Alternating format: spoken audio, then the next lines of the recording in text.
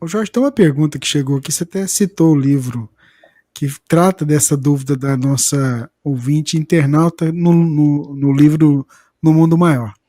Ela queria um esclarecimento sobre uma passagem do livro, e ela citou que o capítulo 17, a página 223, e que fala sobre espíritos perversos que manejam certas forças da natureza.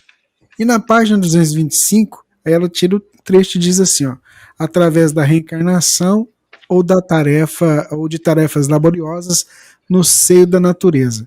Aí ela coloca uma interrogação assim, como é que podem fazer isso? Dá para falar um pouquinho sobre essa questão que ela se deparou com ela e ficou com dúvida? Queria entender? Bom, nós temos às vezes uma leitura de que o mundo espiritual ele está plenamente sob o controle dos espíritos benfeitores em todos os espaços. Isso não é muito certo. Quando nós visitamos algumas regiões do mundo espiritual inferior, região das trevas, a gente observa que há um certo respeito da espiritualidade pela ação de determinados espíritos nesses lugares. O livro Libertação, por exemplo, que é uma obra que fala muito sobre essas regiões, tem até um capítulo 4 chamado Uma Cidade Estranha, acho que é Uma Cidade Estranha, é o nome, que fala de uma cidade feita dentro das trevas. Os mentores, para entrar ali, eles pedem permissão, eles não se apresentam como querem, eles respeitam as hierarquias locais. E são ambientes dominados por mentes perversas. Nós também encontramos no livro Obreiros da Vida Eterna, nos 10 primeiros capítulos, informações a esse respeito, em que os espíritos falam de regiões trevosas que são, entre aspas, como que comandadas por essas entidades cruéis. E quando a gente lê isso, a gente se assusta, mas como assim? Não está tudo sob o domínio do Criador? Está.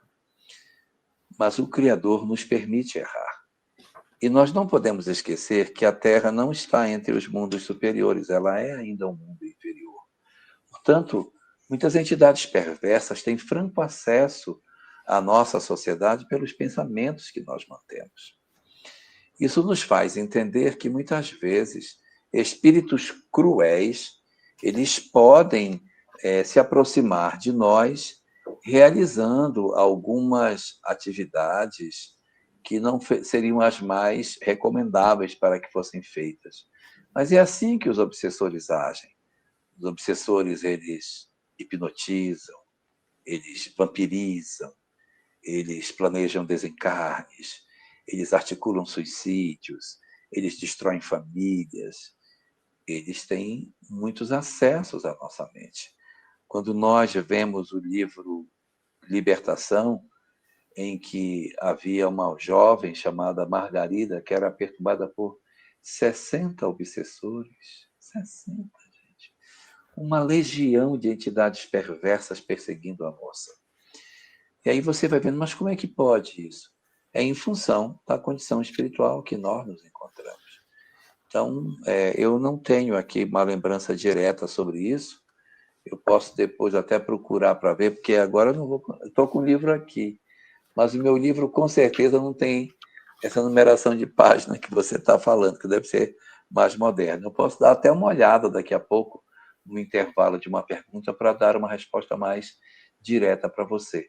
Mas as entidades perversas, elas atuam no mundo espiritual de maneira muito franca e atuam também no mundo físico. Elas exercem influência, sim.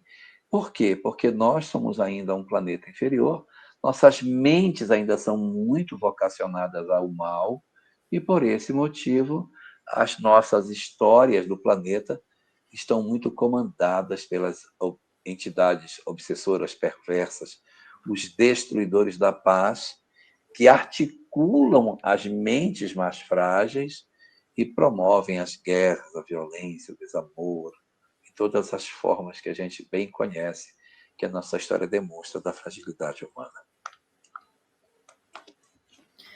O Livro dos Espíritos, ele fala, na parte segunda, no capítulo 9, da ação dos espíritos nos fenômenos da natureza.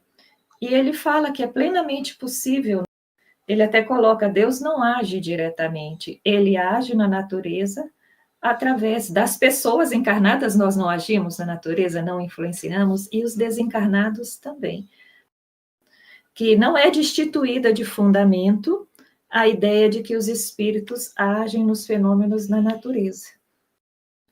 E um fato interessante que acontece, ele coloca em algum lugar desse capítulo, que essa ação é normal, é natural, os fenômenos vão acontecendo, mas quando se observar um fenômeno que não tem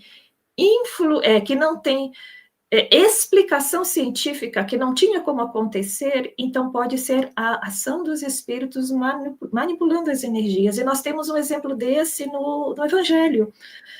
Quando Jesus, quando acontece aquela tempestade, ali no Mar da Galileia, que é um lago fechado.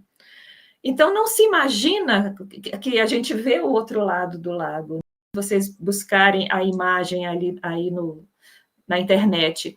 Então, não era plausível que acontecesse uma tempestade no nível que é falado, com ondas que pegaram de surpresa. É claro, eles não estão acostumados.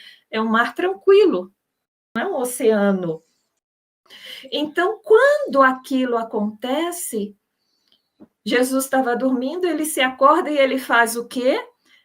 Ele manda que a tempestade pare, que aquele fenômeno pare. E parou. Por quê? Ele estava dando a ordem para as gotas d'água? Não, para a espiritualidade que estava tentando atrapalhar aquele ambiente, a espiritualidade inferior que estava tentando, porque o dom de manipular os fluidos é um dom dos espíritos, não é do espírito bom ou do espírito ignorante. Assim como nós temos o dom de manipular máquinas e podemos usar para o bem ou para o mal. Então, a mesma coisa.